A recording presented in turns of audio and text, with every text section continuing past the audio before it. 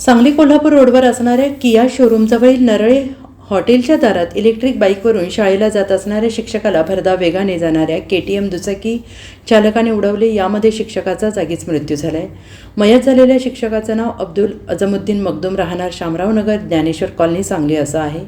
आणि या अपघातात KTM चालक किरकोळ जखमी झाला आहे। हा भीषण अपघात होता की अपघातात अब्दुल मखदूम चालवत असणाऱ्या इलेक्ट्रिक बाईकचे 2 तुकडे झाले होते।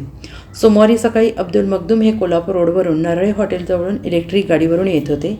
त्याचवेळी सांगलीकडून कोल्हापूरकडे भरधाव वेगाने जाणाऱ्या KTM चालकाने त्यांच्या इलेक्ट्रिक गाडीला जोरदार धडक दिली। या धडकेत अब्दुल मखदूम गंभीर जखमी झाले। त्यांना तात्काळ उपचारासाठी वसंतदादा सर्वोपचार रुग्णालयात दाखल करण्यात आलं आहे, पण उपचारापूर्वी ते मयत झाले होते। या अपघातात KTM चालक ताहिर बागवान, राहणार सांगली, हा किरकोळ जखमी झाला आहे। या अपघाताची नोंद सांगली शहर पोलीस ठाण्यात करण्यात आली आहे। सांगली शहर पोलीस अधिक तपास करत आहेत। Bureau report SBN Marathi, Sangli.